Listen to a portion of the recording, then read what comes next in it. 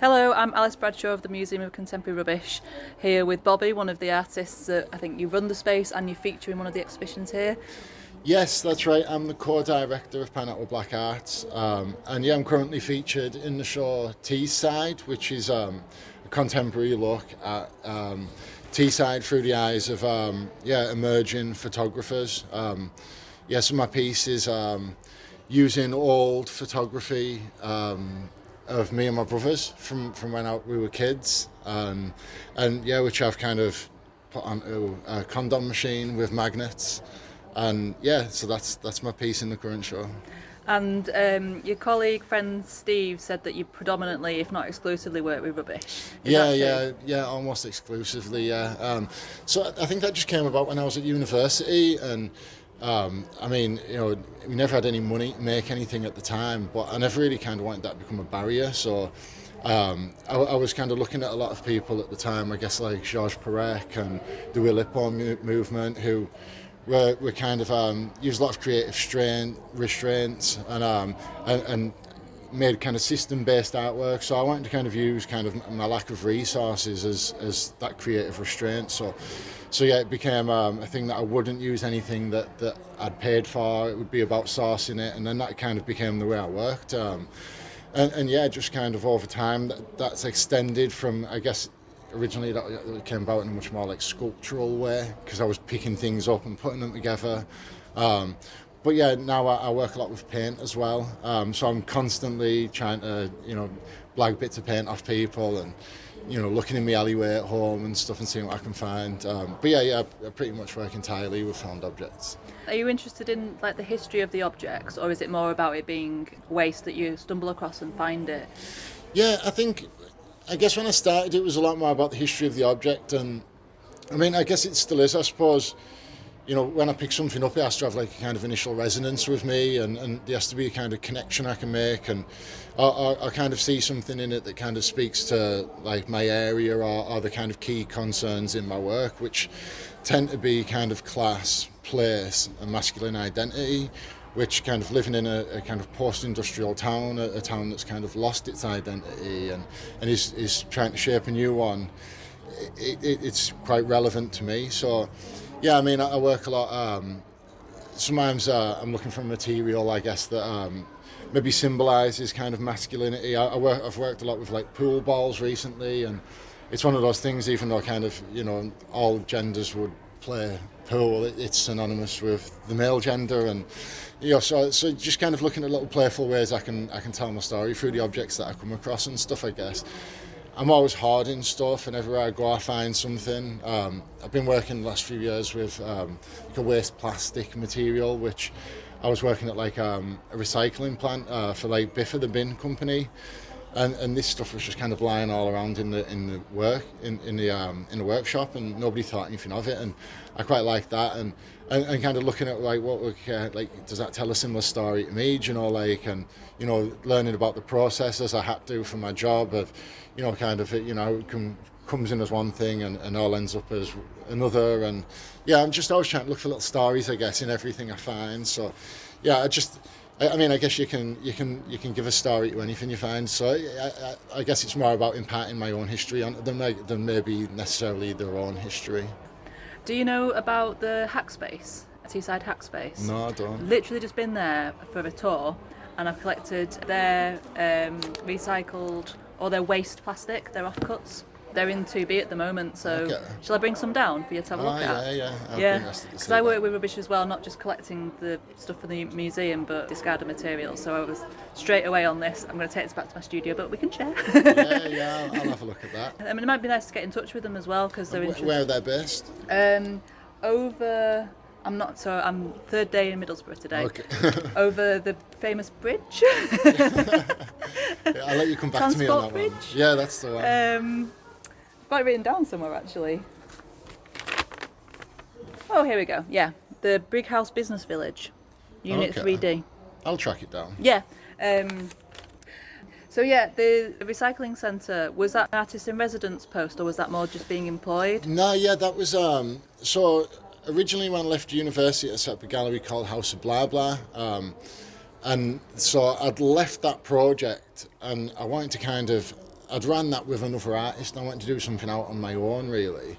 So yeah, I was just kind of trying to find a way to finance it. My brother worked at this bin company, and he said, "Oh, well, I'd get you in." And I've always kind of tended to go with if I'm not doing something like art related, like lecturing or something. I tend to, if I have to get a job, I'd rather it just be somewhere I don't have to think or concentrate, so I can just be daydreaming about art. So I tend to go into physical labour all the time. So I just kind of got this job. Well, I can do this. I can switch my brain off. Any idiot can do this sort of thing. But then as it happened, it turned out to be like a bit of a paradise for me, because I kind of got there and was like, everything's rubbish, everything's art. And I mean, I still kind of long to go in and like, they had a great big bale there, and you make these like huge kind of bales of plastic, and I'd love to do one and just kind of like all plastic in one colour or something. And yeah, I just always kept in there. Like when I left, like I think I was there about 6 months. It let me kind of set up my next little gallery project. And then I left, and I'd been smuggling this stuff out in my bag, this plastic, and after I left I couldn't get my hands on it, so I was like going back like an addict, like I need more plastic.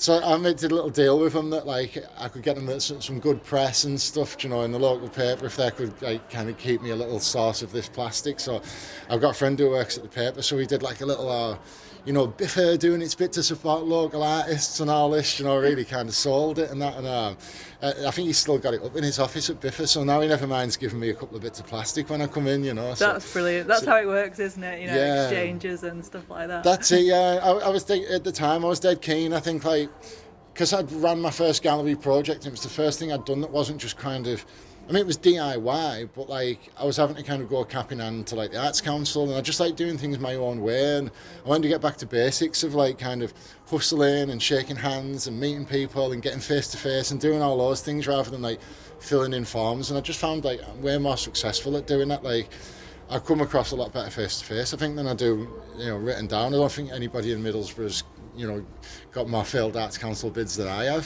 so like it was just like a kind of a way to work that I understood. Like, every job I've ever got, I've got by meeting a guy in a pub or something, so yeah, it was just a kind of, and I think it just feeds back into the kind of the wider canon of what I do, of kind of how I source things and stuff, like you can't always find the thing you want, so sometimes you have to kind of be out there hustling and, swapping something, like, hey, do you want a couple of prints? Like, I wouldn't mind some of this, and yeah, so it just kind of, I guess it's more representative of me and my practice to work that way. And it becomes like the rubbish is just part of that kind of circular economy and that way of working, isn't it? Yeah, exactly. Yeah. It's fascinating. I did a residency at a recycling centre as an artist, hence the Hive is. This isn't for this project, it was from being in post, and that was brilliant because I wasn't like a paid up member, I was just an artist. Yeah. But I was based at the skips asking people about their rubbish when they came in and taking photographs of it and finding explicitly about the history of the objects. So a little bit different from the way you seem to be working of finding something and then putting your history and your personal narrative on it. I was more interested in finding out what other people's narratives were. Yeah. And then it becoming like the object narrative, which is what I'm doing with the museum. So I'm recording the information from people that donate about like what their views are on it in a really small way. So it becomes more of an archival process. Exactly, yeah. Is this the gallery space that you were talking about before just now, or are you setting up a new one, did you say? No, so I've had 3 separate ones. So yeah, originally Blah Blah, which is still in operation as a kind of arts and music venue now called Basecamp. So I'd set that up. Then the next one I was above, if you're from around here, like the most infamous kind of place in Middlesbrough was like Club Bongo, and it was one of them like you'd hear like horror stories about it growing up and stuff. My brothers would be like, never go in there. And so yeah, anyway, I'd started going in there, and it's such a piece of Seaside history. And when I found out they had this flat above that, and apparently it was like back in the day it was a brothel, and now it's just been kind of sat derelict. So I got in there, and then this one was Pineapple Black, where we are currently doing this. This was my 3rd one, and I wasn't actually planning on starting a gallery at this point. I was just kind of out working on my own stuff. And yeah, I was kind of missing a space. I was having to go to people all the time, can I have a space to do a show? And couldn't quite get like, the white wall environment I was looking for. And then Stephen, who you spoke to earlier, just got in touch and said like, do you want to take on the old new look? And I'd been in this when it was new look, so I knew how big and cool it was. So I didn't even view the space. I just said like, yeah, sign me up, and it sent me a contract. Like I had the keys before I even kind of came to see the space. So yeah, this is kind of I guess the current project, and we've been running this now since 2018, unfunded since 2019. So that's been kind of like a tricky couple of years.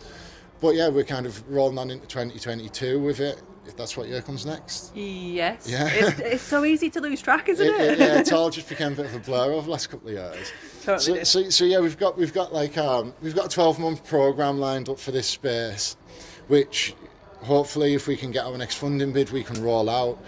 If we can't, we have a kind of plan B, which I guess it will become a bit more of a kind of project space, maybe less scheduled shows, to reduce our workload. Because obviously we're both kind of working as individual artists outside of this. This is kind of our second job, So yeah, I want to keep the space on. It's just such a good resource for the town and for us as well, because it's great for me. I can come in on a night like when there's no showing and trial out all my ideas, set up like little fantasy shows, and so I wouldn't want to lose out on that resource. So yeah, so this is the project. This is going to be ongoing, I think. What is this It's an art gallery. art gallery? Yeah. Or is it temporary or for like No, go and have a look around. Sorry about that. It's all right. So, have you got any rubbish you'd like to donate to the museum? I'm sure I can find some rubbish. Yeah, I'll have to have a look around, clear out my studio a bit. Yeah. I have. I've got some bits and pieces that Steve found me, but if you wanted to put something in as well, Yeah. that'd be great. I'll grab something from my studio. Yeah. Okay. So, what have we got here? Okay, so I've got a tin of grey anti-slip floor paint, which we used when we painted up our gallery upstairs, when we converted the old stockroom to a gallery. So this was the floor paint that we used for that. But then I fell in love with it and ended up ordering an extra tin and using it for this new series of paintings I was doing called Give Boys God. So yeah, this is the paint from my last solo show, but it's gone hard at the bottom and the brush is stuck, so it's almost a piece in itself. So yeah, this can go in there. So, its original use was for floor paint. Yeah, it was floor paint originally. Then I co-opted it and made all the paintings for my solo exhibition with it. Fantastic. And the reason that you no longer want it? Because it's rock hard. Brilliant. Thanks so much. And I also have... Oh, another one. Oh yeah, I brought two. And these are...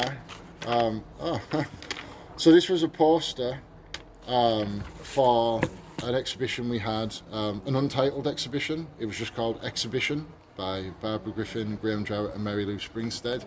So this was one of the posters from that show, but I was writing on the back of it, which I've just found now. So in the show I mentioned, Give Boys God, it was all, so I'd done these paintings and it was inspired by bits of, because I work with found materials, so I wanted to use bits of graffiti that people had written, and I was really interested in graffiti, and like, not kind of the stuff like anybody with talent does, but just the things like somebody writes at a bus stop, and just like the range you get like from kind of philosophical to ridiculous. And so I made a note of them as I've been going around. I've just been writing them down. So this was my checklist when I was doing it to make sure I had them all. So yeah, my former checklist, that can go in there too. Brilliant. Thank you.